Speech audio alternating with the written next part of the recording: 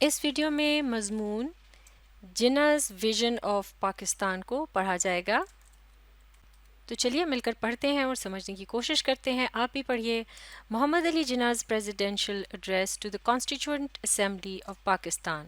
تو دراصل یہ وہ خطبہ ہے جو کہ محمد علی جناح نے پاکستان کی آئین ساز جو اسمبلی تھی اس کے سامنے پیش کیا. تو چلیے مل کر پڑھتے ہیں اور سمجھنے کی کوشش کرتے ہیں. آپ بھی ساتھ ساتھ پڑھیے.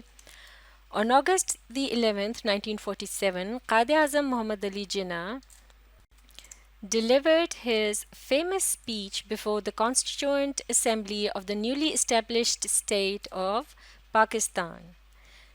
یعنی 11 اگست 1947 میں قائد اعظم محمد علی جناح نے اپنی مشہور تقریر کی قانون ساز اسمبلی کے سامنے، جبکہ ریاست پاکستان بالکل نئی بنی تھی.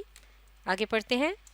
In his address, he gave vent to his vision of Pakistan.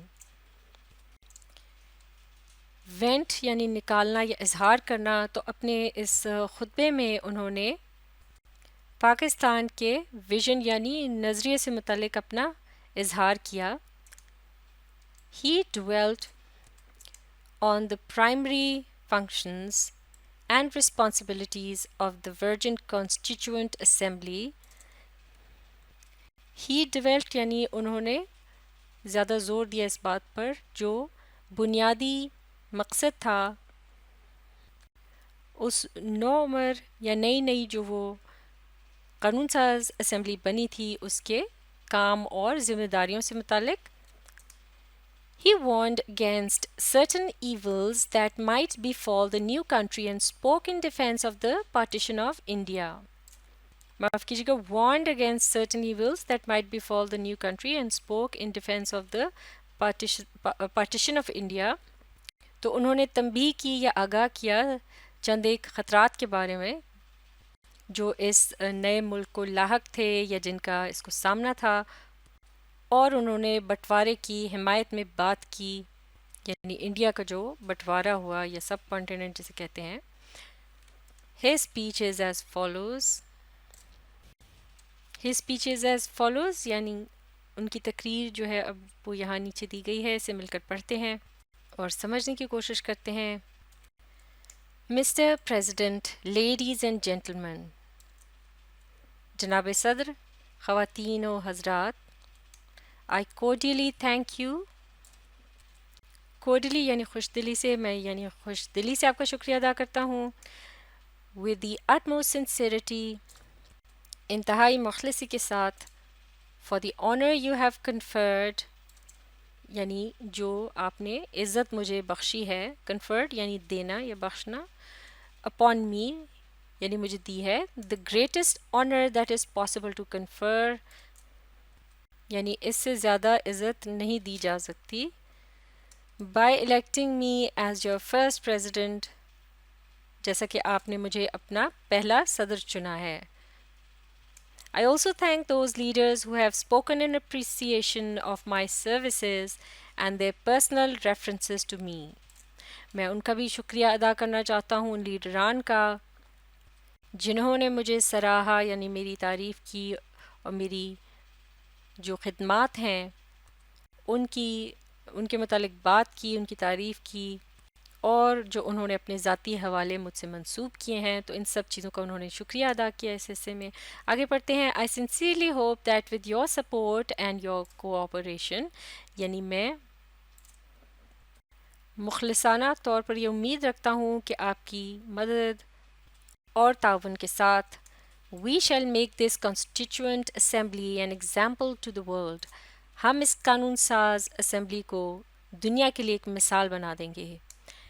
The Constituent Assembly has got two main functions to perform. پھر انہوں نے یہ بتایا کہ یہ جو قانون ساز اسمبلی یا مجلس ہے اس کے دو اہم کام ہیں جو اس نے کرنے ہیں. The first is the very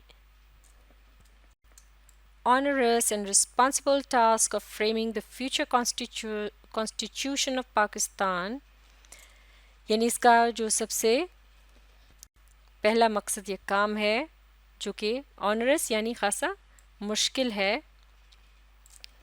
اور ذمہ داری والا یہ کام ہے کہ جس کے تحت پاکستان کے مستقبل کے کانسٹیٹیوشن یعنی آئین کو فریم کرنا ہے یعنی بنانا ہے. آگے پڑھتے ہیں. And the second of functioning as a full and complete sovereign body as the federal legislature of Pakistan. اور دوسرا جو اس کا کام ہے کہ وہ مکمل طور پر خود مختار حیثیت میں کام کرے پاکستان کی وفاقی مقننہ کے طور پر یعنی قانون ساز ادارے کے طور پر. We have to do the best we can in adopting a provisional constitution یعنی ہمیں بہترین کارکردگی کا مظاہرہ کرنا ہے ایک عارضی پروویژنل یعنی عارضی کانسٹیٹیوشن یعنی آئین کو اڈاپٹ کرنے کے لیے یعنی اپنانے کے لیے for the federal legislature of Pakistan Pakistan کی وفاقی مقننہ کے لیے. You know really that only we ourselves are wondering, but I think the whole world is wondering at this unprecedented cyclonic revolution. یعنی آپ یقینی طور پر جانتے ہیں کہ نہ صرف ہم اس بات پر غور و خوض کر رہے ہیں یا غور و فکر کر رہے ہیں بلکہ تمام تر دنیا جو ہے وہ اس بات کے متعلق سوچ رہی ہے. یہ جو انپریسیڈنٹڈ سائیکلونک ریولوشن یعنی بے مثال جس کی کوئی مثال نہ ملتی ہو. سائیکلونک سے مراد طوفانی یعنی بہت زبردست، ریولوشن یعنی انقلاب جس سے مراد ہے بٹوارا جس کے نتیجے میں پاکستان وجود میں آیا. تو اس کی طرف اشارہ ہے کہ اس پر سب حیران ہیں. which has brought about the plan of creating and establishing two independent sovereign dominions in the subcontinent کہ جس کے نتیجے میں یعنی یہ جو انقلاب ہے اس کے نتیجے میں دو آزاد ریاستوں کی اس بر صغیر کے اندر جو ایک تدبیر کی گئی تھی ان کو کریٹ کرنے کی یا بنانے کی، تو اس کے نتیجے میں وہ سامنے آئی یعنی نتیجتاً یہ دو ریاستیں جو ہیں وہ وجود میں آئیں اس انقلاب کی وجہ سے. As it is, it has been unprecedented. There is no parallel in the history of the world. Unprecedented یعنی جس کی کوئی مثال نہ ملتی ہو، اس کے مقابلے میں کوئی دوسرا نہ ہو. تو وہ یہاں یہ فرما رہے ہیں کہ جیسا کہ یہ بے مثال ہے اور اس کا کوئی دوسرا ثانی نہیں دنیا کی تاریخ میں، یعنی ایسی کوئی مثال نہیں ملتی. This mighty subcontinent with all kinds of inhabitants has been brought under a plan which is titanic, unknown, unparalleled. ایک یہ جو بہت عظیم یا بڑا بر صغیر ہے کہ جس میں ہر طرح کے لوگ آباد تھے، اس کو ایک ایسے پلان یعنی منصوبے کے تحت وجود میں لایا گیا ہے جو کہ بہت ہی طاقتور، غیر معروف اور بے مثال ہے، یعنی اس جیسا کوئی دوسرا نہیں. یہ ایک حیران کن واقعہ معلوم ہوتا ہے. آگے پڑھتے ہیں. And what is very important with regards to it, اور اس کے تحت جو سب سے اہم بات ہے وہ یہ ہے کہ is that we have achieved it peacefully and by means of an evolution of the greatest possible character. یعنی جو خاص بات ہے اس سے متعلق وہ یہ ہے کہ ہم نے اسے حاصل کیا ہے، اس مقصد کو بڑے پرامن طریقے سے ایک ارتقاء کے ذریعے یعنی رفتہ رفتہ اسے ہم نے حاصل کیا ہے. یہ ایک ایسا یعنی ارتقاء ہے کہ جس کا کردار جو ہے وہ انتہائی بلند ہے. Dealing with our first function in this assembly, I cannot make any well-considered pronouncement at this moment. یعنی ہمارا سب سے پہلا جو کام ہے اس اسمبلی کے تحت، اس کو کرتے وقت میں کوئی خاص اعلان نہیں کرنے جا رہا. But I shall say a few things as they occur to me. لیکن میں چند ایک باتیں کہوں گا جیسے جیسے کہ مجھے وہ یاد آئیں. The first and the foremost thing that I would like to emphasize is this, یعنی سب سے پہلی اور اہم بات جس پہ میں زور دینا چاہوں گا وہ یہ ہے remember that you are now a sovereign legislative body and you have got all the powers. یعنی یہ بات یاد رکھیں کہ اب آپ خود مختار قانون ساز تنظیم ہے اور آپ کے پاس ہر طرح کی طاقت ہے. It therefore places on you the gravest responsibility as to how you should take your decisions.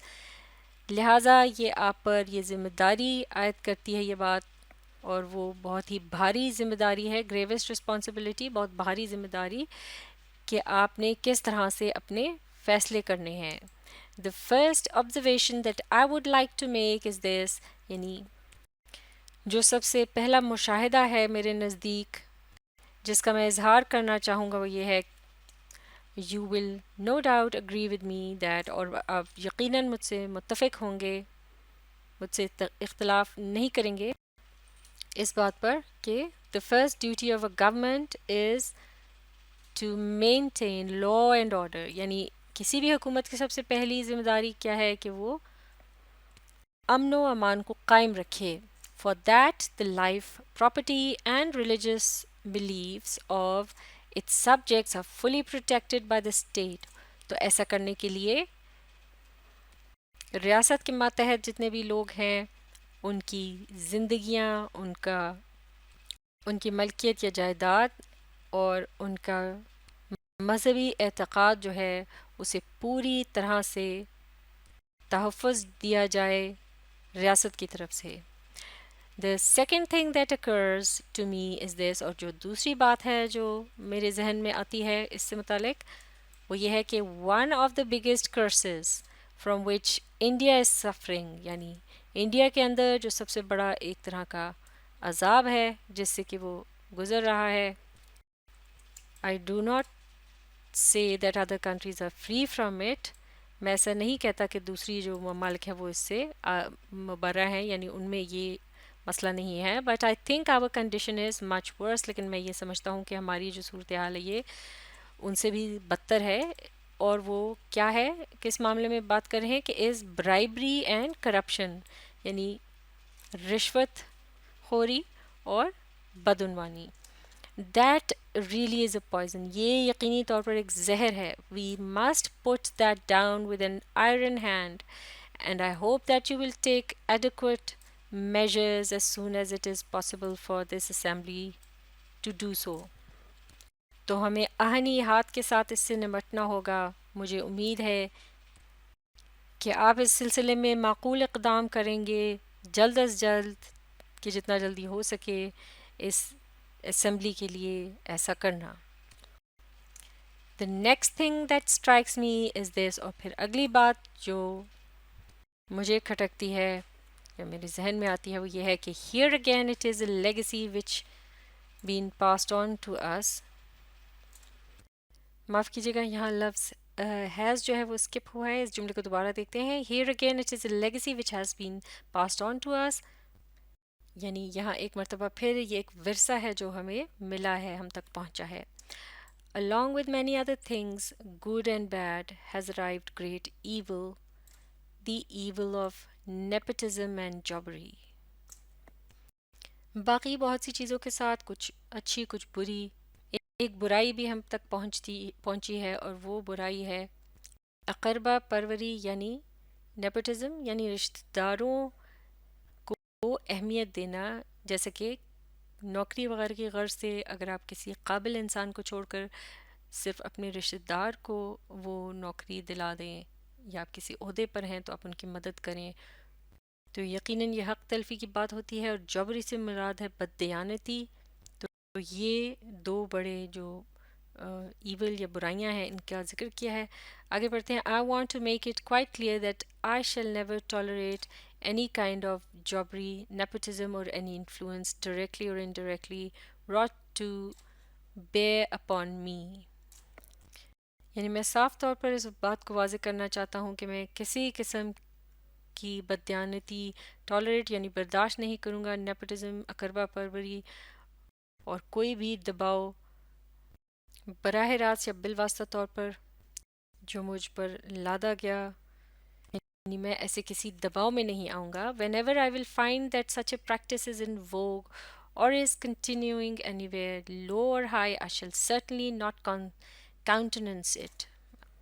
اور اگر مجھے پتہ چلا کہ ایسا کوئی عمل ووگ یعنی مقبول ہو رہا ہے، عام ہو رہا ہے، یا کہیں بھی وہ جاری ہے، چاہے نچلی یا اونچی سطح پر کسی بھی ادارے وغیرہ کے اندر، میں یقینی طور پر اس کی تائید یا حمایت نہیں کروں گا. اس مضمون کے بقیہ حصے کو اگلی ویڈیو میں مکمل کریں گے. آپ اس ویڈیو کو ری پلے کیجیے اور اس کے ساتھ ساتھ پڑھنے اور سمجھنے کی کوشش جاری رکھیے.